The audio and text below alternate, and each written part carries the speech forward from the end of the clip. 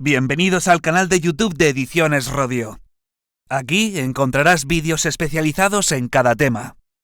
Si te gusta nuestro contenido, no olvides suscribirte, darle a me gusta y comentar tu experiencia. Gracias por elegirnos en tu camino hacia el éxito. Recuerda que nuestros temarios también están disponibles en formato digital y papel. Para cualquier duda puedes escribirnos a info@edicionesrodio.com. Auxiliares administrativos de la Junta de Andalucía. Volumen 1. O a partir de la resolución judicial por la que se constituya la adopción sin que en ningún caso un mismo menor pueda dar derecho a varios periodos de disfrute de este permiso. En el caso de que ambos progenitores trabajen y transcurridas las 6 primeras semanas de descanso obligatorio, el período de disfrute de este permiso podrá llevarse a cabo de manera interrumpida y ejercitarse desde la finalización del descanso obligatorio, posterior al hecho causante, hasta que el hijo o la hija cumpla 12 meses. En el caso del disfrute interrumpido se requerirá, para cada período de disfrute, un preaviso de al menos 15 días y se realizará por semanas completas. Este permiso podrá disfrutarse a jornada completa o a tiempo parcial, cuando las necesidades de servicio lo permitan y en los términos que reglamentariamente se determine. Si fuera necesario el desplazamiento previo de los progenitores al país de origen del adoptado, en los casos de adopción o acogimiento internacional, se tendrá derecho, además, a un permiso de hasta 2 meses de duración, percibiendo durante este periodo exclusivamente las retribuciones básicas. Con independencia de este permiso de hasta 2 meses, el permiso por adopción, guarda con fines de adopción o acogimiento, tanto temporal como permanente, puede iniciarse hasta 4 semanas antes de la resolución judicial por la que se constituya la adopción o la decisión administrativa o judicial de acogimiento. Durante el disfrute de este permiso se podrá participar en los cursos de formación que convoque la Administración. Permiso del progenitor diferente de la madre biológica por nacimiento, guarda con fines de adopción, acogimiento o adopción de un hijo o hija, tendrá una duración de 16 semanas, de las cuales las 6 semanas inmediatas posteriores al hecho causante serán en todo caso de descanso obligatorio.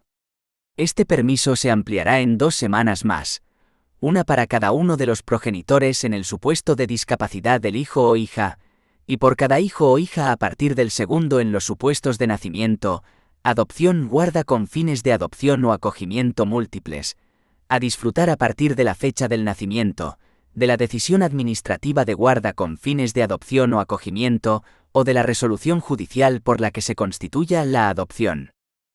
Este permiso podrá distribuirse por el progenitor que vaya a disfrutar del mismo siempre que las 6 primeras semanas sean ininterrumpidas e inmediatamente posteriores a la fecha del nacimiento, de la decisión judicial de guarda con fines de adopción o acogimiento, o decisión judicial por la que se constituya la adopción.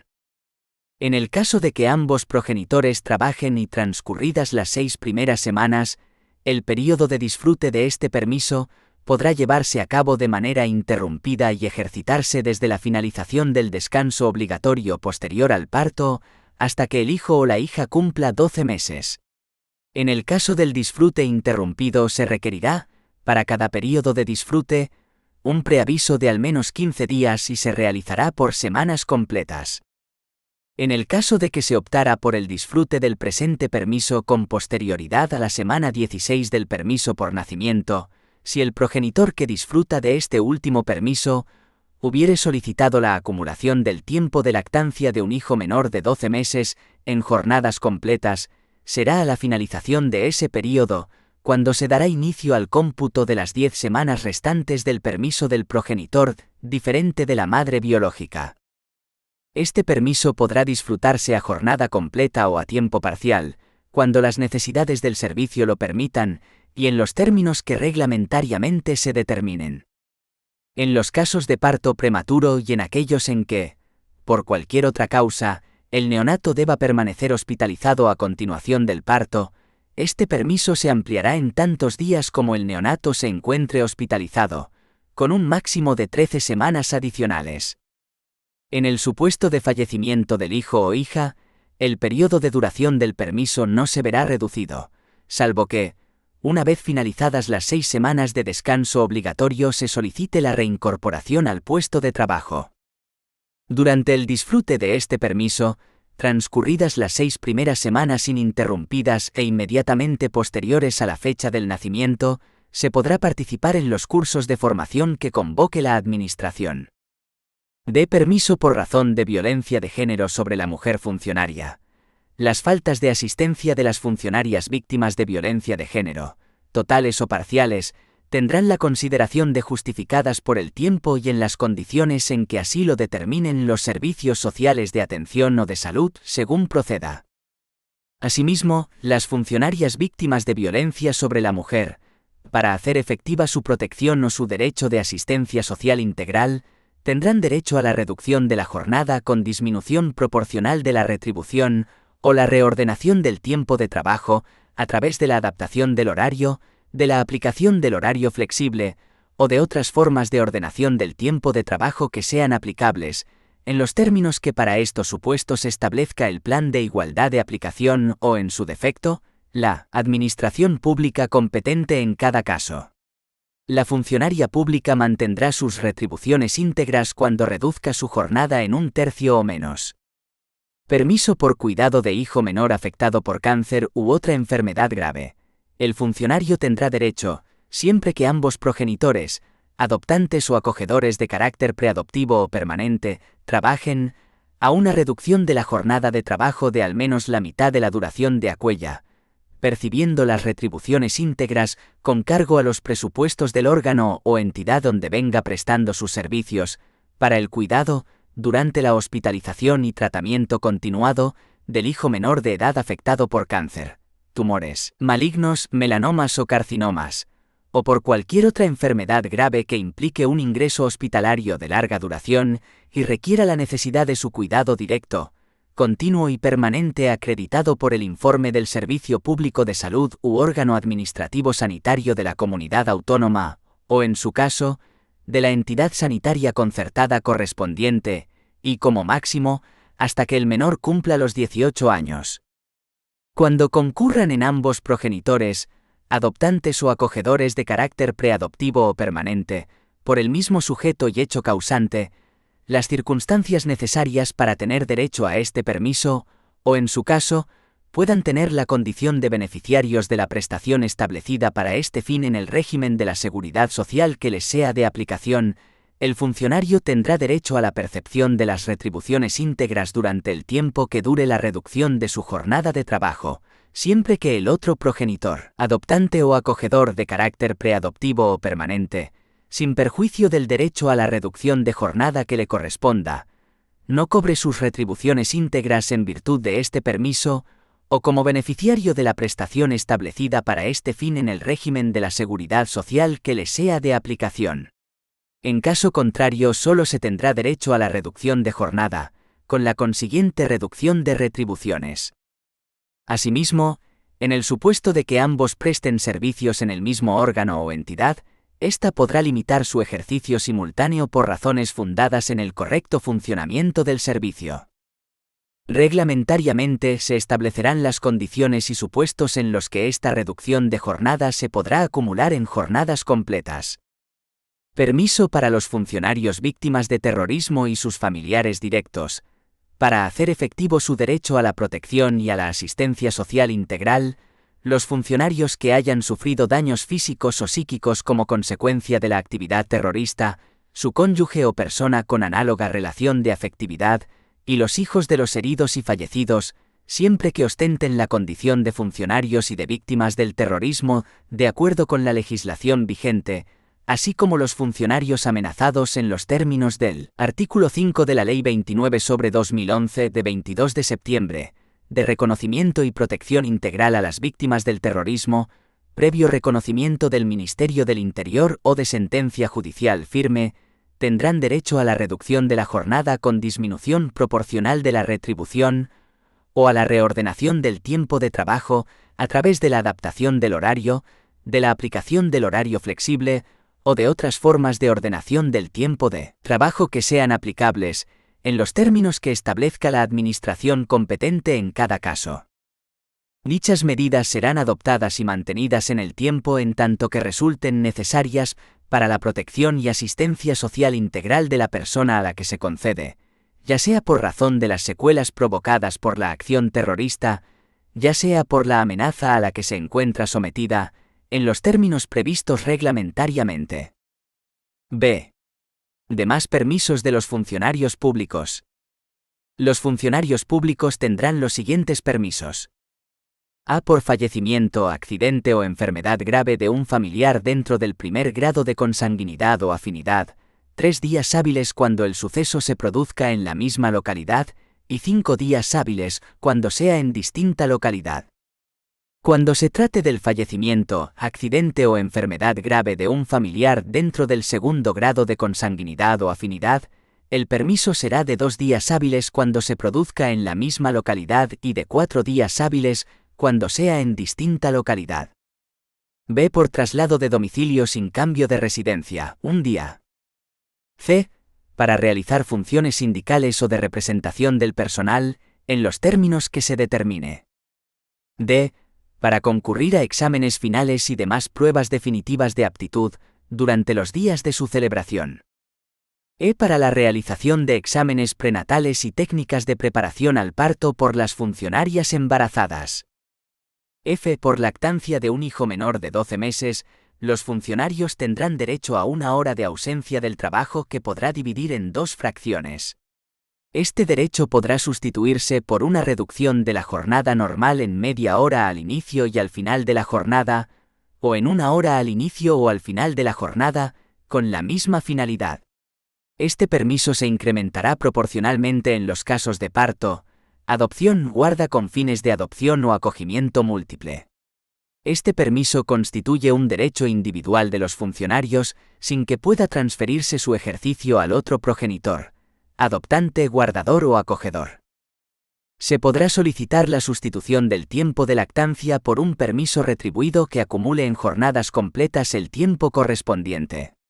Esta modalidad se podrá disfrutar únicamente a partir de la finalización del permiso por nacimiento, adopción, guarda, acogimiento o del progenitor diferente de la madre biológica respectivo, o una vez que, desde el nacimiento del menor, haya transcurrido un tiempo equivalente al que comprenden los citados permisos. G. Por nacimiento de hijos prematuros o que por cualquier otra causa deban permanecer hospitalizados a continuación del parto, la funcionaria o el funcionario tendrá derecho a ausentarse del trabajo durante un máximo de 2 horas diarias percibiendo las retribuciones íntegras. H. Por razones de guarda legal, cuando el funcionario tenga el cuidado directo de algún menor de 12 años, de persona mayor que requiera especial dedicación, o de una persona con discapacidad que no desempeñe actividad retribuida, tendrá derecho a la reducción de su jornada de trabajo, con la disminución de sus retribuciones que corresponda.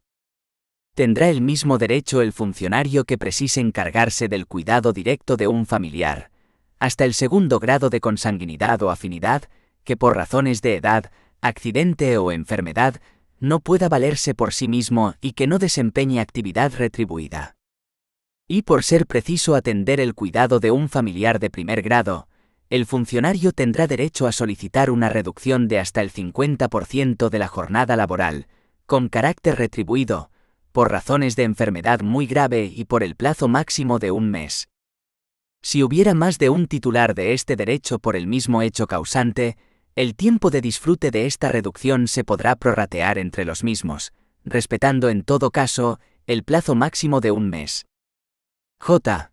Por tiempo indispensable para el cumplimiento de un deber inexcusable de carácter público o personal, y por deberes relacionados con la conciliación de la vida familiar y laboral. K. Por asuntos particulares 6 días cada año. L. Por matrimonio 15 días. M. Permiso retribuido de las funcionarias desde el día 1 de la semana 37 de embarazo hasta la fecha del parto. En el supuesto de gestación múltiple, este permiso podrá iniciarse el primer día de la semana 35 de embarazo, hasta la fecha de parto. 6.2,4. Vacaciones de los funcionarios. Los funcionarios públicos tendrán derecho a disfrutar, durante cada año natural, de unas vacaciones retribuidas de 22 días hábiles, o de los días que correspondan proporcionalmente si el tiempo de servicio durante el año fue menor. A los efectos de lo previsto en el presente artículo, no se considerarán como días hábiles los sábados, sin perjuicio de las adaptaciones que se establezcan para los horarios especiales. Cuando las situaciones de permiso de maternidad, incapacidad temporal, riesgo durante la lactancia o riesgo durante el embarazo impidan iniciar el disfrute de las vacaciones dentro del año natural al que correspondan, o una vez iniciado el periodo vacacional sobreviniera una de dichas situaciones, el periodo vacacional se podrá disfrutar aunque haya terminado el año natural a que correspondan, y siempre que no hayan transcurrido más de 18 meses a partir del final del año en que se hayan originado. 6,3. Libertad sindical de los funcionarios. Según el artículo 28,1 de la Constitución, todos tienen derecho a sindicarse libremente. La ley podrá limitar o exceptuar el ejercicio de este derecho a las fuerzas o institutos armados o a los demás cuerpos sometidos a disciplina militar y regulará las peculiaridades de su ejercicio para los funcionarios públicos. La libertad sindical comprende el derecho a fundar sindicatos y a afiliarse al de su elección, así como el derecho de los sindicatos a formar confederaciones y a formar organizaciones sindicales internacionales o a afiliarse a las mismas. Nadie podrá ser obligado a afiliarse a un sindicato. La Ley Orgánica 11/1985 de 2 de agosto, de libertad sindical, ha precisado el contenido de este derecho, que atribuye por igual a los sujetos de una relación laboral como a aquellos que lo sean de una relación de carácter administrativo o estatutario al servicio de las administraciones públicas. Es decir, no hay peculiaridad alguna como establece a priori la Constitución. 6,4. Derecho de huelga de los funcionarios. En el artículo 28,2 de la Constitución, se reconoce el derecho a la huelga de los trabajadores para la defensa de sus intereses. La ley que regule el ejercicio de este derecho establecerá las garantías precisas para asegurar el mantenimiento de los servicios esenciales de la comunidad. El Real Decreto Ley 17/1977 de 4 de marzo sobre relaciones de trabajo, que regula el derecho de huelga, lo reconoce expresamente en el ámbito de las relaciones laborales, no mencionando el derecho de huelga de los funcionarios. No obstante, el Tribunal Constitucional, en la sentencia 11/1981 de 8 de abril, declaró que el eventual derecho de huelga de los funcionarios no está regulado y por consiguiente tampoco está prohibido. A partir de esta declaración, la práctica administrativa y la jurisprudencia del Tribunal Supremo admitieron la existencia del derecho de huelga en el ámbito de la función pública. El EBEP reconoce expresamente el derecho de huelga de los funcionarios. En concreto, se contienen las siguientes menciones de este derecho. Se atribuye a los empleados públicos el derecho al ejercicio de la huelga, con la garantía del mantenimiento de los servicios esenciales de la comunidad. Quienes ejerciten el derecho de huelga no devengarán ni percibirán las retribuciones correspondientes al tiempo en que hayan permanecido en esa situación, sin que la deducción de haberes que se efectúe tenga carácter de sanción, ni afecte al régimen respectivo de sus prestaciones sociales. Se consideran faltas muy graves la realización de actos encaminados a coartar el libre ejercicio del derecho de huelga, y el incumplimiento de la obligación de atender los servicios esenciales en caso de huelga. 6,5. Negociación colectiva de los funcionarios públicos.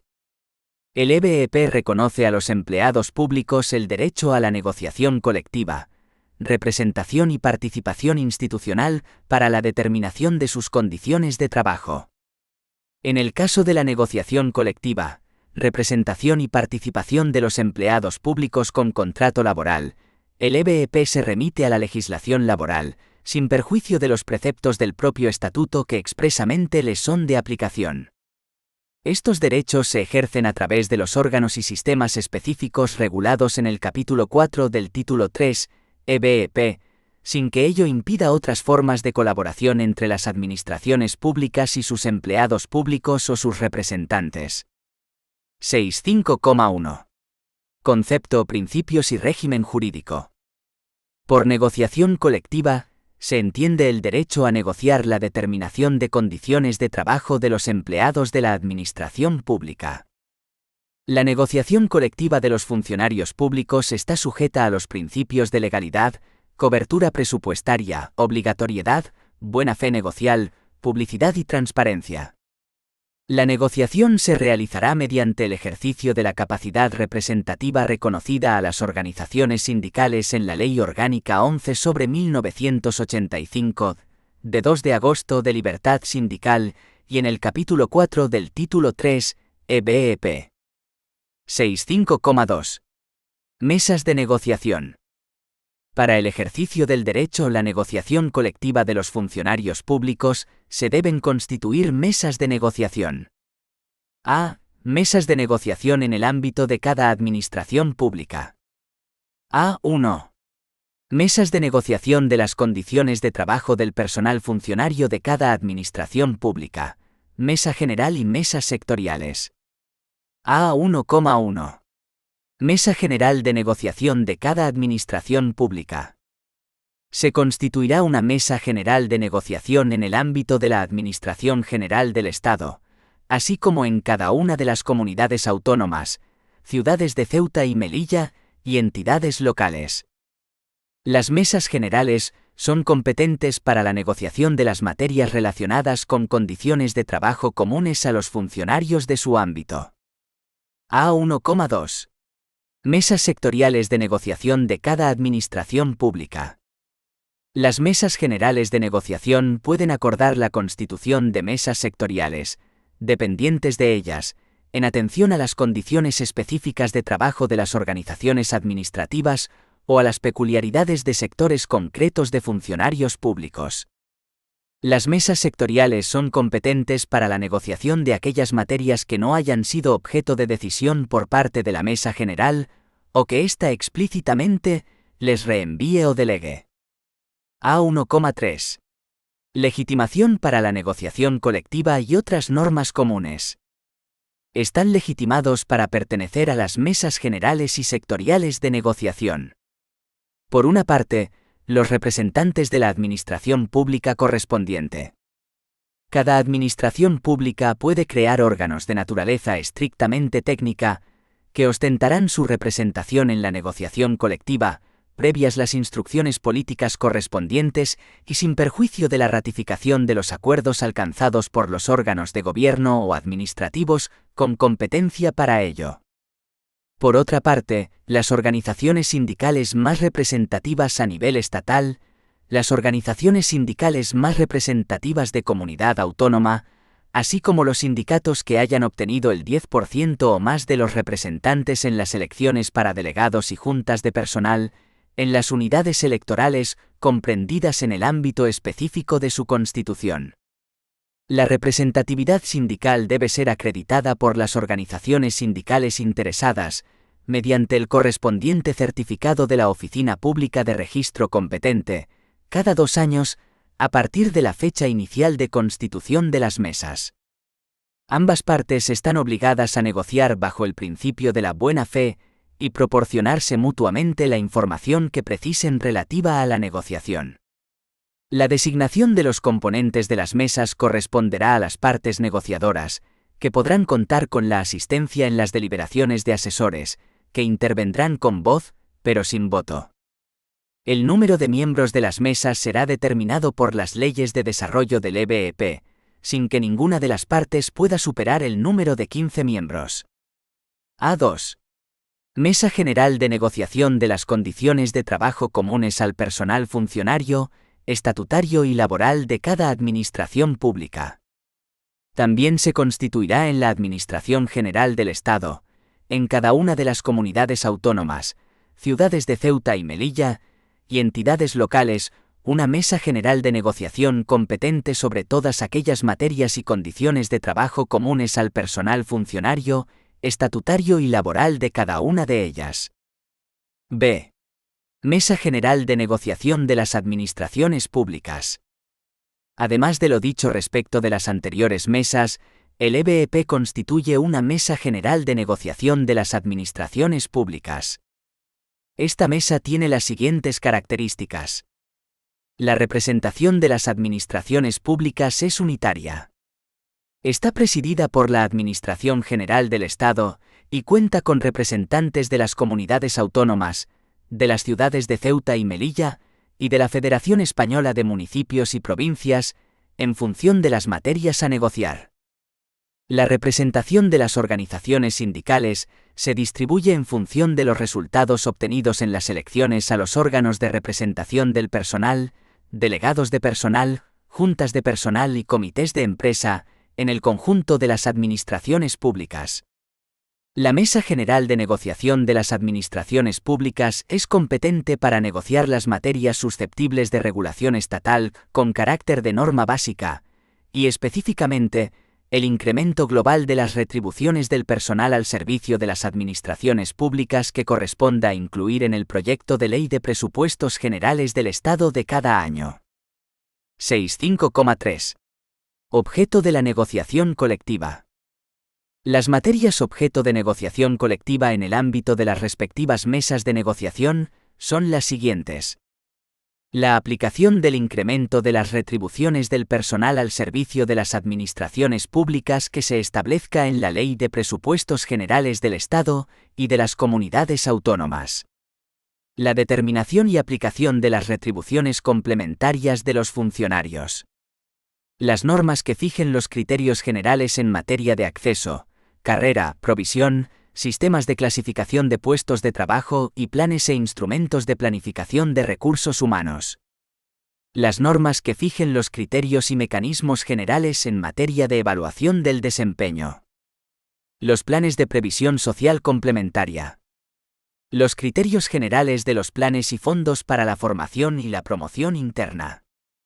Los criterios generales para la determinación de prestaciones sociales y pensiones de clases pasivas. Las propuestas sobre derechos sindicales y de participación. Los criterios generales de acción social. Las que así se establezcan en la normativa de prevención de riesgos laborales. Las que afecten a las condiciones de trabajo y a las retribuciones de los funcionarios, cuya regulación exija norma con rango de ley. Los criterios generales sobre ofertas de empleo público. Las referidas a calendario laboral, horarios, jornadas, vacaciones, permisos, movilidad funcional y geográfica, así como los criterios generales sobre la planificación estratégica de los recursos humanos, en aquellos aspectos que afecten a condiciones de trabajo de los empleados públicos. Quedan excluidas de la obligatoriedad de la negociación las materias siguientes. Las decisiones de las administraciones públicas que afecten a sus potestades de organización. Cuando las consecuencias de las decisiones de las administraciones públicas que afecten a sus potestades de organización tengan repercusión sobre condiciones de trabajo de los funcionarios públicos, procederá la negociación de dichas condiciones con las organizaciones sindicales. La regulación del ejercicio de los derechos de los ciudadanos y de los usuarios de los servicios públicos, así como el procedimiento de formación de los actos y disposiciones administrativas. La determinación de condiciones de trabajo del personal directivo. Los poderes de dirección y control propios de la relación jerárquica. La regulación y determinación concreta, en cada caso, de los sistemas, criterios, órganos y procedimientos de acceso al empleo público y la promoción profesional. 6.5,4. Pactos y acuerdos. Como consecuencia del ejercicio del derecho de negociación colectiva, los representantes de las administraciones públicas y de las organizaciones sindicales conciertan pactos y acuerdos en el seno de las mesas negociación para la determinación de las condiciones de trabajo de los funcionarios. Los pactos se celebran sobre materias de la estricta competencia del órgano administrativo que lo suscribe y se aplican directamente al personal del ámbito correspondiente. Los acuerdos se celebran sobre materias de la competencia de los órganos de gobierno de las administraciones públicas y su validez y eficacia requiere la aprobación expresa y formal por tales órganos. Los acuerdos ratificados sobre materias sometidas al poder reglamentario de los órganos de gobierno de las administraciones públicas, una vez ratificados, son directamente aplicables. En tal caso, la modificación o derogación de la normativa reglamentaria correspondiente tiene carácter meramente formal. Los acuerdos sobre materias sometidas a reserva de ley, aun ratificados, carecen de eficacia directa, si bien el órgano de gobierno titular de la iniciativa legislativa debe proceder a la elaboración, aprobación y remisión a las Cortes Generales o Asambleas Legislativas de las comunidades autónomas del correspondiente proyecto de ley conforme al contenido del acuerdo. En caso de falta de ratificación de un acuerdo o de negativa expresa a incorporar lo acordado a un proyecto de ley, se deberá iniciar la renegociación de las materias tratadas en el plazo de un mes si lo solicita la mayoría de una de las partes. Si no se produce acuerdo en la negociación o en la renegociación, y una vez agotados, en su caso, los procedimientos de solución extrajudicial de conflictos, corresponde a los órganos de gobierno de las administraciones públicas establecer las condiciones de trabajo de los funcionarios.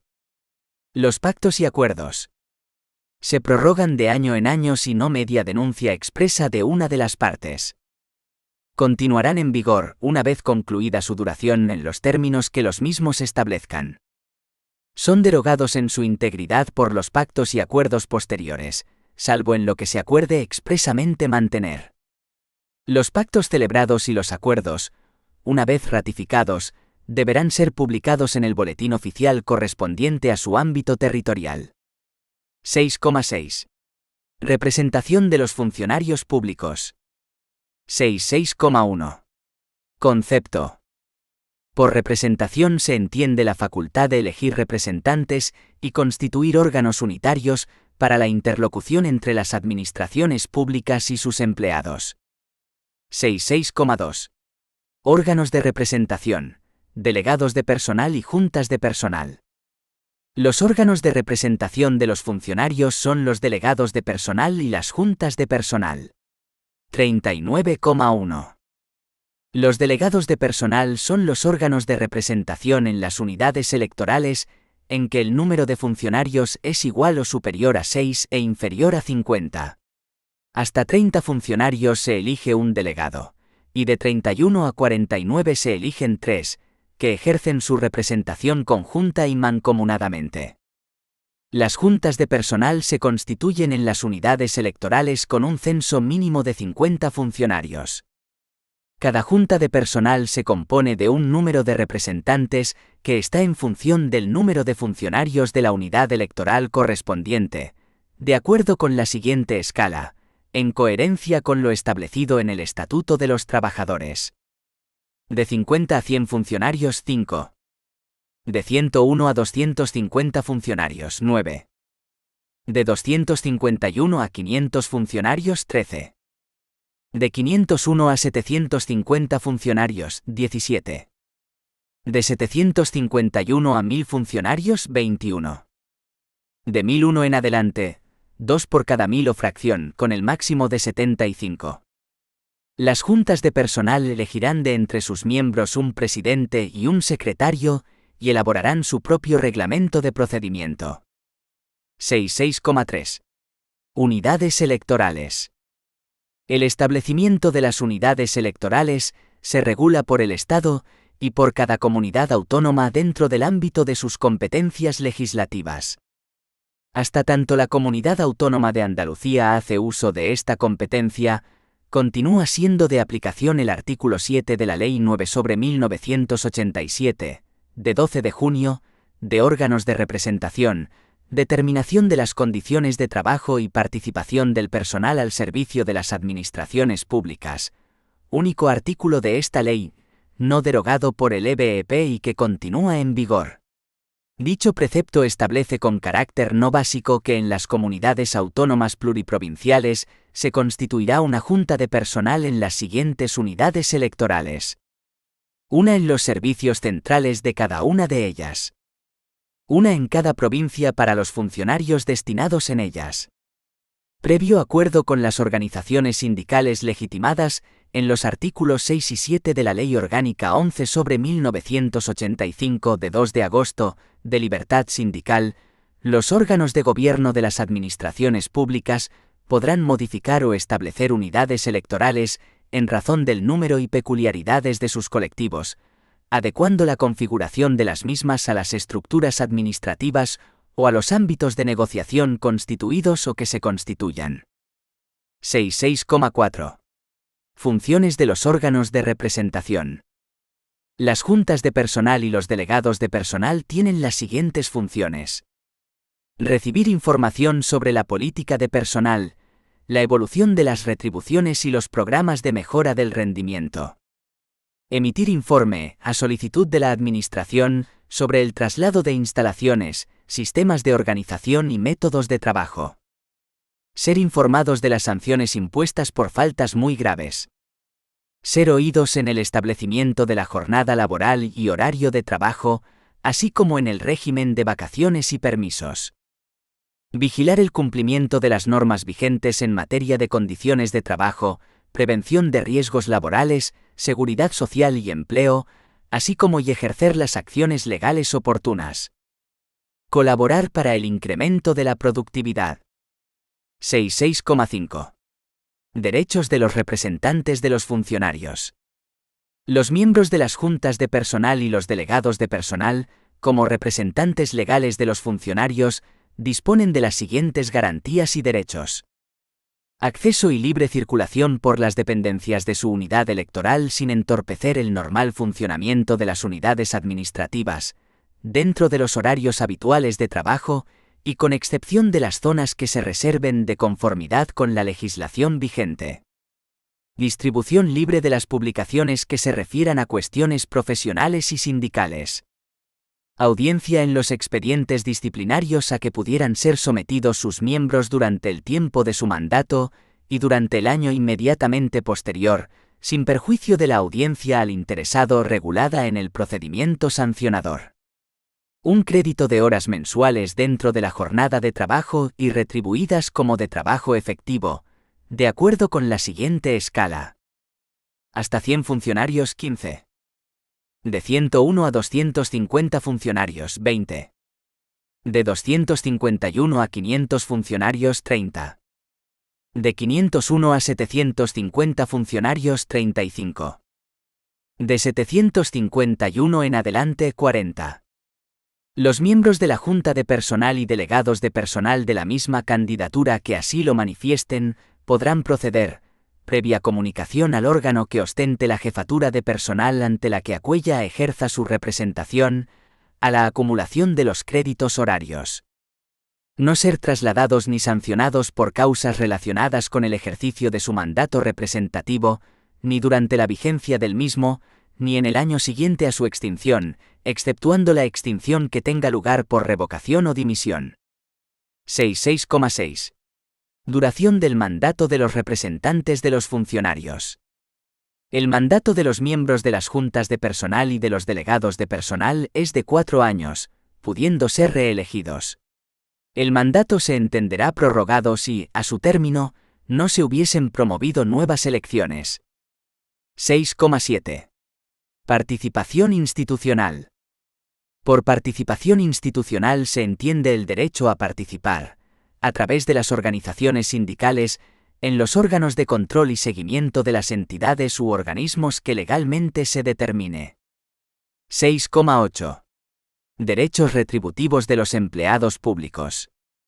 6.8,1. Régimen jurídico. Los derechos económicos de los funcionarios se regulan en el capítulo 3 del título 3, EBEP. Este capítulo será de aplicación, respecto de cada administración pública, cuando se apruebe y entre en vigor la correspondiente Ley de Desarrollo del Estatuto. Hasta entonces, continuará siendo de aplicación la legislación anterior sobre la materia. Esta legislación, en el caso de la Comunidad Autónoma de Andalucía, está constituida por la Ley 30/1984, de 2 de agosto de medidas para la reforma de la función pública. La Ley 6/1985, de 28 de noviembre, de ordenación de la función pública de la Junta de Andalucía. Además, debemos tener presente las normas sobre retribuciones de los empleados públicos que se contienen cada año en la Ley de Presupuesto del Estado y en la Ley de Presupuestos de la Comunidad Autónoma. 6.8,2. Retribuciones de los funcionarios de carrera. Las retribuciones de los funcionarios de carrera se clasifican en básicas y complementarias. A. Retribuciones básicas. Las retribuciones básicas son las que retribuyen al funcionario según la adscripción de su cuerpo o escala a un determinado subgrupo o grupo de clasificación profesional, en el supuesto de que éste no tenga subgrupo, y por su antigüedad en el mismo. Dentro de ellas están comprendidos los componentes de sueldo y trienios de las pagas extraordinarias. Las retribuciones básicas, que se fijan en la Ley de Presupuestos Generales del Estado, estarán integradas única y exclusivamente por el sueldo asignado a cada subgrupo o grupo de clasificación profesional, en el supuesto de que éste no tenga subgrupo.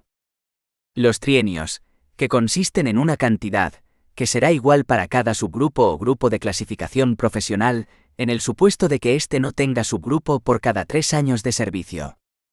B. Retribuciones complementarias. Las retribuciones complementarias son las que retribuyen las características de los puestos de trabajo, la carrera profesional o el desempeño, rendimiento o resultados alcanzados por el funcionario. La cuantía y estructura de las retribuciones complementarias de los funcionarios se establecerán por las correspondientes leyes de cada administración pública atendiendo, entre otros, a los siguientes factores. La progresión alcanzada por el funcionario dentro del sistema de carrera administrativa. La especial dificultad técnica, responsabilidad, dedicación, incompatibilidad exigible para el desempeño de determinados puestos de trabajo o las condiciones en que se desarrolla el trabajo. El grado de interés, iniciativa o esfuerzo con que el funcionario desempeña su trabajo y el rendimiento o resultados obtenidos. Los servicios extraordinarios prestados fuera de la jornada normal de trabajo. C. Pagas extraordinarias. Las pagas extraordinarias serán 2 al año, cada una por el importe de una mensualidad de retribuciones básicas y de la totalidad de las retribuciones complementarias, salvo las que retribuyan el grado de interés, iniciativa o esfuerzo con que el funcionario desempeña su trabajo y el rendimiento o resultados obtenidos, así como las que retribuyan los servicios extraordinarios prestados fuera de la jornada normal de trabajo. 6.8.3. Retribuciones de los funcionarios interinos. Los funcionarios interinos percibirán las retribuciones básicas y las pagas extraordinarias correspondientes al subgrupo o grupo de adscripción, en el supuesto de que éste no tenga subgrupo. Percibirán asimismo las retribuciones complementarias correspondientes a la categoría de entrada en el cuerpo o escala en el que se le nombre, así como las referidas a los siguientes factores.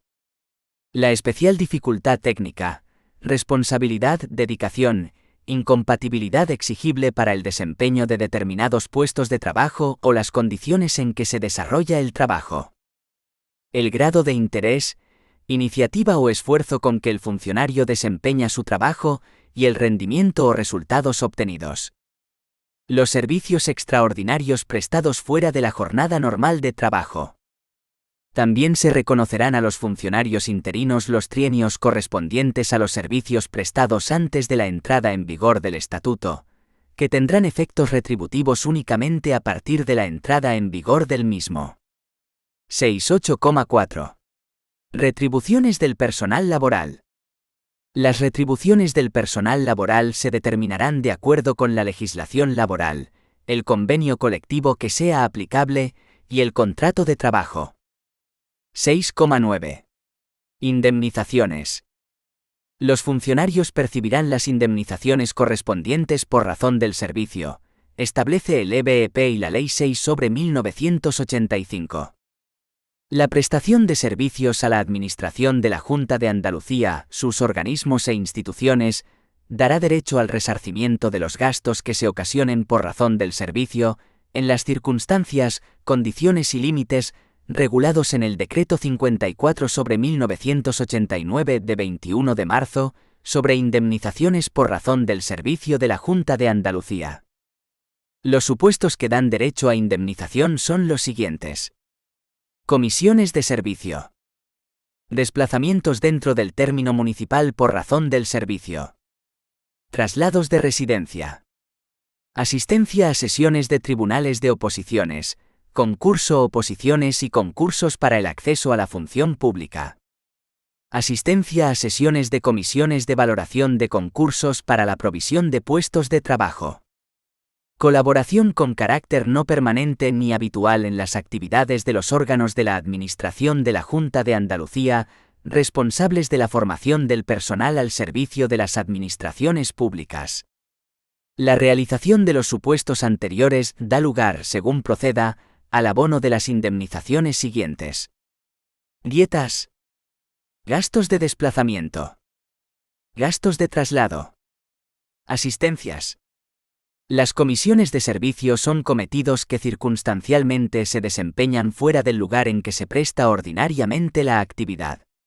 La realización de comisiones de servicio da lugar a indemnización cuando comporta gastos de desplazamiento, alojamiento o manutención a los interesados. Dieta es la cantidad que se devenga diariamente para satisfacer los gastos de manutención y alojamiento que origina la estancia del personal que se encuentra en comisión de servicio.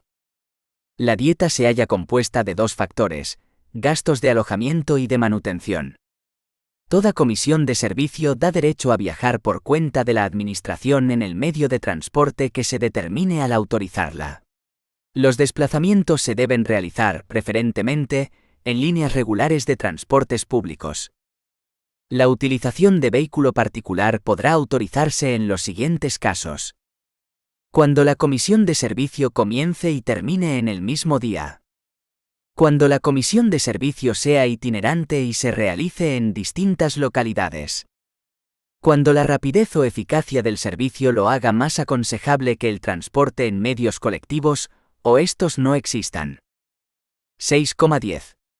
Reconocimiento de servicios previos. El artículo 23 EBEP dice que las retribuciones básicas de los funcionarios se integran por el sueldo y los trienios, los cuales consisten en una cantidad igual para cada subgrupo o grupo de clasificación profesional, en el supuesto de que éste no tenga subgrupo por cada 3 años de servicio.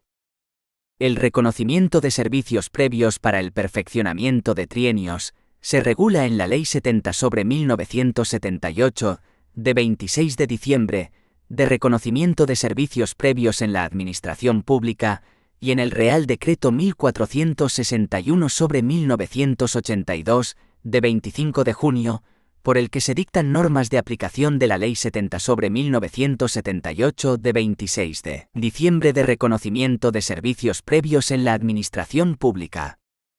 Según la citada normativa, para el perfeccionamiento de trienios, se computan todos los servicios prestados por los funcionarios en cualquiera de las administraciones públicas, sea el que fuera el régimen jurídico en que los hubieran prestado, excepto aquellos que tuvieran el carácter de prestaciones personales obligatorias. Tampoco son computables los servicios prestados en régimen de contratación administrativa o laboral cuando, al romperse el vínculo jurídico con la Administración y recibir la indemnización correspondiente, el interesado ha renunciado a cualquier otro derecho que pudiera derivarse de tales servicios. En el supuesto de que el funcionario de carrera hubiera pertenecido a más de un cuerpo, escala o plaza, se computará cada período de servicios prestados de acuerdo con el valor correspondiente al nivel de proporcionalidad de cada cuerpo, escala o plaza en el período respectivo. El mismo criterio de valoración se aplica cuando personal que ha prestado los servicios en condición distinta a funcionarios de carrera. Los servicios previos reconocidos se acumulan por orden cronológico y se procederá a un nuevo cómputo de trienios y a su valoración. 6,11. Deberes. El capítulo 6 del título 3, EBEP regula los denominados deberes de los empleados públicos, diferenciando unos principios de actuación en el artículo 52, unos principios éticos en el artículo 53 y unos principios de conducta en el artículo 54. El conjunto de estos principios, dice el EBEP, inspiran en el caso de los principios de actuación, o configuran, en el caso de los principios éticos del artículo 53 y de los principios de conducta del artículo 54, el Código de Conducta de los Empleados Públicos. Como afirma la exposición de motivos del EBEP, por primera vez se establece en nuestra legislación una regulación general de los deberes básicos de los empleados públicos, fundada en principios éticos y reglas de comportamiento, que constituye un auténtico código de conducta. Estas reglas se incluyen en el estatuto con finalidad pedagógica y orientadora, pero también como límite de las actividades lícitas, cuya infracción puede tener consecuencias disciplinarias. A. Principios de actuación. Según el artículo 52 EBEP, los empleados públicos deben desempeñar con diligencia las tareas que tengan asignadas y velar por los intereses generales, con sujeción y observancia de la Constitución y del resto del ordenamiento jurídico. Asimismo, deben actuar con arreglo a los siguientes principios: objetividad, integridad, neutralidad, responsabilidad, imparcialidad, confidencialidad, dedicación al servicio público, transparencia, ejemplaridad, austeridad, accesibilidad, eficacia, honradez, promoción del entorno cultural y medioambiental y respeto a la igualdad entre mujeres y hombres. Estos principios inspiran el Código de Conducta de los Empleados Públicos, configurado por los principios éticos y de conducta regulados en los artículos 53 y 54. Además, el conjunto de todos ellos informan la interpretación y aplicación del régimen disciplinario de los empleados públicos. B. Principios éticos.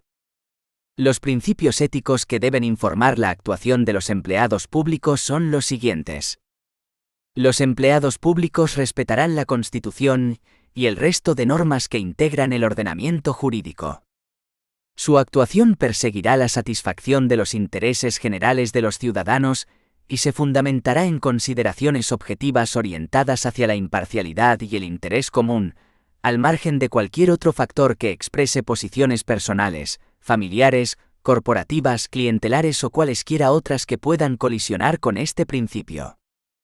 Ajustarán su actuación a los principios de lealtad y buena fe con la administración en la que presten sus servicios y con sus superiores, compañeros, subordinados y con los ciudadanos.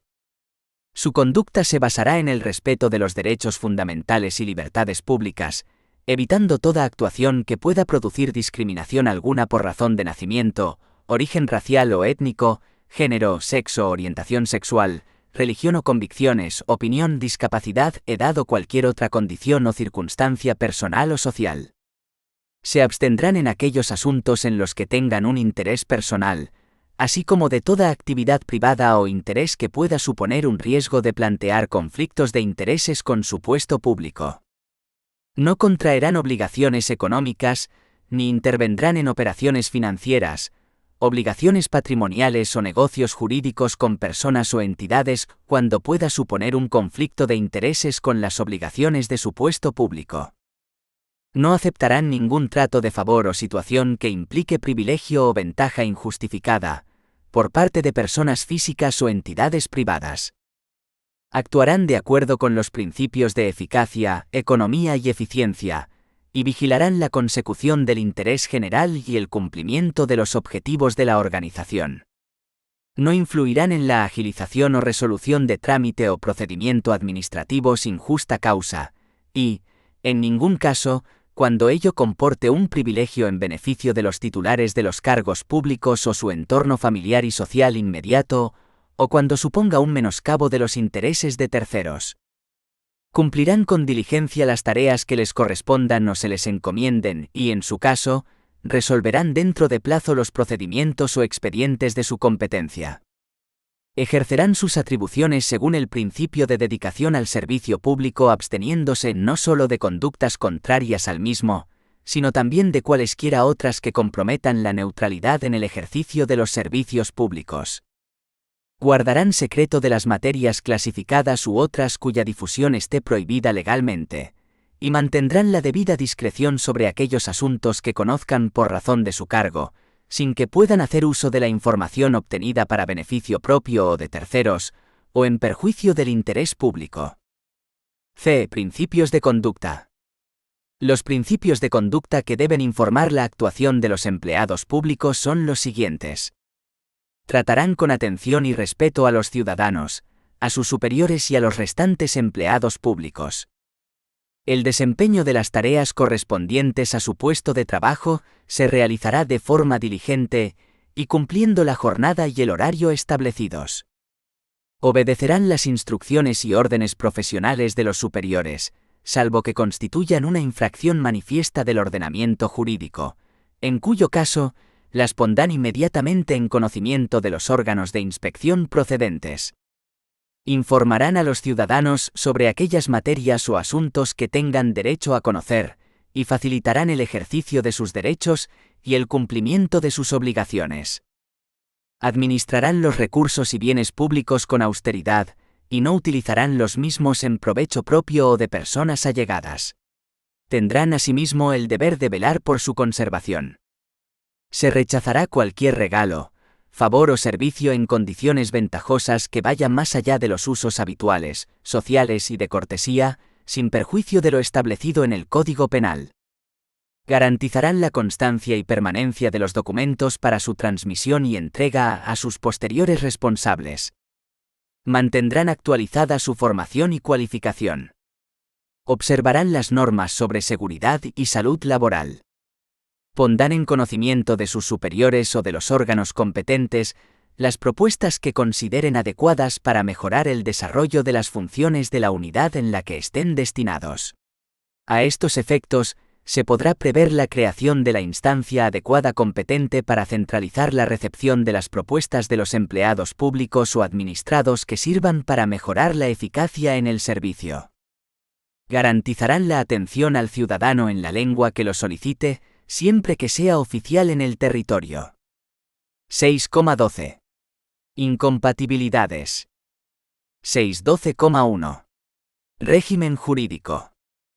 La normativa básica en materia de incompatibilidades está constituida por la Ley 53/1984, de 26 de diciembre, de incompatibilidades del personal al servicio de las administraciones públicas, LI, modificada por Ley 7/2007, de 12 de abril, del Estatuto Básico del Empleado Público, y el Real Decreto Legislativo 5/2015 de 30 de octubre, por el que se aprueba el texto refundido de la Ley del Estatuto Básico del Empleado Público, así como por la Ley 14/2011, de 1 de junio de la Ciencia, la Tecnología y la Innovación. En el ámbito de la administración de la Junta de Andalucía, la Ley 53/1984, de 26 de diciembre, se desarrolla por las siguientes normas. El Decreto Ley 1/2009, de 24 de febrero, por el que se adoptan medidas urgentes de carácter administrativo. El Decreto 524/2008, de 16 de diciembre, por el que se regulan las competencias y el procedimiento en materia de incompatibilidades del personal al servicio de la Administración de la Junta de Andalucía y del sector público andaluz. El Acuerdo de 25 de junio de 2013, del Consejo de Gobierno, por el que se autoriza la superación, para el personal al servicio de la Administración de la Junta de Andalucía, del límite previsto en el art. 7,1 de la Ley 53/1984, de 26 de diciembre, de incompatibilidades del personal al servicio de las administraciones públicas. Además, es también aplicable al personal al servicio de la Administración de la Junta de Andalucía, con carácter supletorio, el Real Decreto 598/1985 de 30 de abril, sobre incompatibilidades del personal al servicio de la Administración del Estado, de la Seguridad Social y los organismos y empresas dependientes. 6.12,2. Normas básicas más importantes. 6.12.2.1. Principio general. Según la LI, el desempeño de un puesto de trabajo por el personal incluido en su ámbito de aplicación es incompatible con el ejercicio de cualquier cargo, profesión o actividad, público o privado, que pueda impedir o menoscabar el estricto cumplimiento de sus deberes o comprometer su imparcialidad o independencia. 6.12.2.2. Actividad públicas. El personal incluido en el ámbito de aplicación de la LI solo puede desempeñar un segundo puesto de trabajo o actividad en el sector público, en los supuestos previstos en la LI, para las funciones docente y sanitaria y en los que, por razón de interés público, se determinen por el Consejo de Ministros, mediante Real Decreto u órgano de gobierno de la comunidad autónoma. Para el ejercicio de la segunda actividad pública, es indispensable la previa y expresa autorización de compatibilidad, que no puede suponer modificación de jornada de trabajo y horario de los dos puestos, y que se condiciona a su estricto cumplimiento en ambos. En todo caso, la autorización de compatibilidad se efectuará en razón del interés público.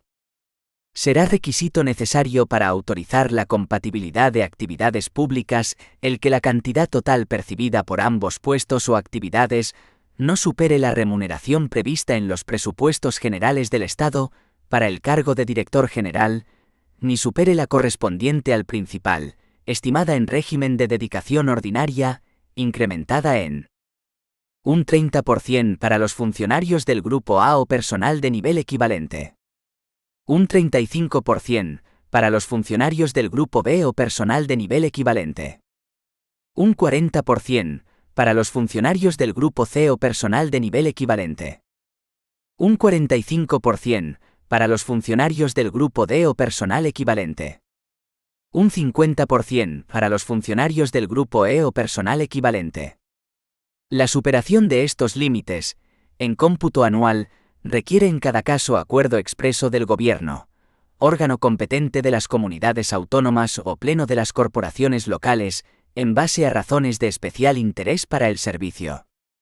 El Consejo de Gobierno, mediante acuerdo de 25 de junio de 2013, en relación con la autorización de compatibilidad al personal al servicio de la Administración de la Junta de Andalucía para el desempeño de un puesto de profesor universitario asociado, en régimen de dedicación no superior a la de tiempo parcial y con duración determinada, ha autorizado la superación del límite, consistente en que la cantidad total percibida por ambos puestos públicos no puede superar la remuneración prevista en los presupuestos generales del Estado para el cargo de director general, por razón de especial interés para el servicio público, manteniendo el resto de las limitaciones.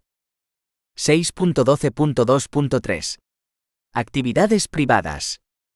Por otra parte, el personal comprendido en el ámbito de aplicación de la LI no puede ejercer, por sí o mediante sustitución, actividades privadas, incluidas las de carácter profesional, sean por cuenta propia o bajo la dependencia o al servicio de entidades o particulares que se relacionen directamente con las que desarrolle el departamento, organismo o entidad donde estuviera destinado.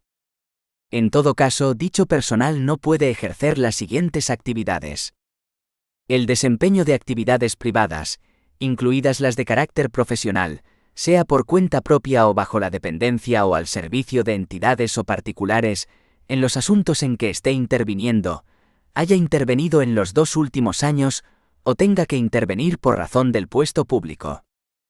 La pertenencia a consejos de administración u órganos rectores de empresas o entidades privadas, siempre que la actividad de las mismas esté directamente relacionada con las que gestione el departamento, organismo o entidad en que preste sus servicios el personal afectado. El desempeño por sí o persona interpuesta de cargos de todo orden en empresas o sociedades concesionarias, contratistas de obras, servicios o suministros, arrendatarias o administradoras de monopolios, o con participación o aval del sector público, cualquiera que sea la configuración jurídica de aquellas. La participación superior al 10% en el capital de las citadas empresas o sociedades. El ejercicio de actividades profesionales, laborales, mercantiles o industriales fuera de las administraciones públicas, requiere el previo reconocimiento de compatibilidad. Los reconocimientos de compatibilidad no podrán modificar la jornada de trabajo y horario del interesado, y quedarán automáticamente sin efecto en caso de cambio de puesto en el sector público. Quienes se hallen autorizados para el desempeño de un segundo puesto o actividad públicos deberán instar el reconocimiento de compatibilidad con ambos. 6.12.2.4. Actividades excluidas. Quedan exceptuadas del régimen de incompatibilidades de la presente ley las actividades siguientes: las derivadas de la administración del patrimonio personal o familiar, la dirección de seminarios o el dictado de cursos o conferencias en centros oficiales destinados a la formación de funcionarios o profesorado, cuando no tengan carácter permanente o habitual, ni supongan más de 75 horas al año, así como la preparación para el acceso a la función pública en los casos y formas que reglamentariamente se determine. La participación en tribunales calificadores de pruebas selectivas para ingreso en las administraciones públicas. La participación del personal docente en exámenes, pruebas o evaluaciones distintas de las que habitualmente les corresponda, en la forma reglamentariamente establecida. El ejercicio del cargo de presidente, vocal o miembro de juntas rectoras de mutualidades o patronatos de funcionarios, siempre que no sea retribuido. La producción y creación literaria, artística, científica y técnica, así como las publicaciones derivadas de aquellas siempre que no se originen como consecuencia de una relación de empleo o de prestación de servicios. La participación ocasional en coloquios y programas en cualquier medio de comunicación social, y la colaboración y la asistencia ocasional a congresos, seminarios, conferencias o cursos de carácter profesional. 7. Régimen disciplinario. 7,1. Régimen jurídico aplicable a la potestad disciplinaria de las administraciones públicas. La potestad disciplinaria de las administraciones públicas se encuentra formalmente reconocida en el Real Decreto Legislativo 5/2015 de 30 de octubre, por el que se aprueba el texto refundido de la Ley del Estatuto Básico del Empleado Público, EBEP, que afirma que las administraciones públicas corregirán disciplinariamente las infracciones del personal a su servicio cometidas en el ejercicio de sus funciones y cargos. El régimen disciplinario de los funcionarios públicos se regula en el título 7 del EBEP y en las leyes de función pública que lo desarrollen. En el ámbito de la administración de la Junta de Andalucía, hasta tanto se apruebe la ley de desarrollo correspondiente, el régimen disciplinario regulado en el EBEP es completado, en lo que no lo contradiga, por el Real Decreto 33/1986, de 10 de enero, por el que se aprueba el Reglamento de Régimen Disciplinario de los Funcionarios de la Administración del Estado, norma estatal no básica que se aplica con carácter supletorio, en defecto de normativa autonómica sobre la materia. El régimen disciplinario del personal laboral al servicio de las administraciones públicas se rige por el título 7 del EBEP y por la legislación laboral. 7,2. Principios de la potestad disciplinaria. Las administraciones públicas ejercerán la potestad disciplinaria de acuerdo con los siguientes principios. Principio de legalidad y tipicidad de las faltas y sanciones, a través de la predeterminación normativa o, en el caso del personal laboral, de los convenios colectivos.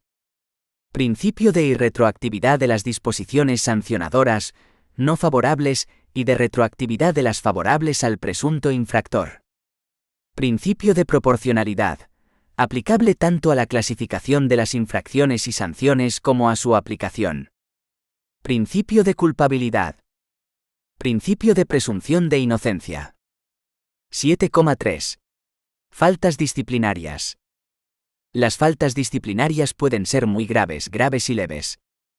El EBEP tipifica como faltas muy graves las siguientes: el incumplimiento del deber de respeto a la Constitución y a los respectivos estatutos de autonomía de las comunidades autónomas y ciudades de Ceuta y Melilla, en el ejercicio de la función pública. Toda actuación que suponga discriminación por razón de origen racial o étnico, religión o convicciones, discapacidad, edad u orientación sexual, lengua, opinión, lugar de nacimiento o vecindad, sexo o cualquier otra condición o circunstancia personal o social, así como el acoso por razón de origen racial o étnico, religión o convicciones, discapacidad, edad u orientación sexual y el acoso moral, sexual y por razón de sexo. El abandono del servicio, así como no hacerse cargo voluntariamente de las tareas o funciones que tienen encomendadas. La adopción de acuerdos manifiestamente ilegales que causen perjuicio grave a la administración o a los ciudadanos. La publicación o utilización indebida de la documentación o información a que tengan o hayan tenido acceso por razón de su cargo o función. La negligencia en la custodia de secretos oficiales, declarados así por ley o clasificados como tales, que sea causa de su publicación o que provoque su difusión o conocimiento indebido.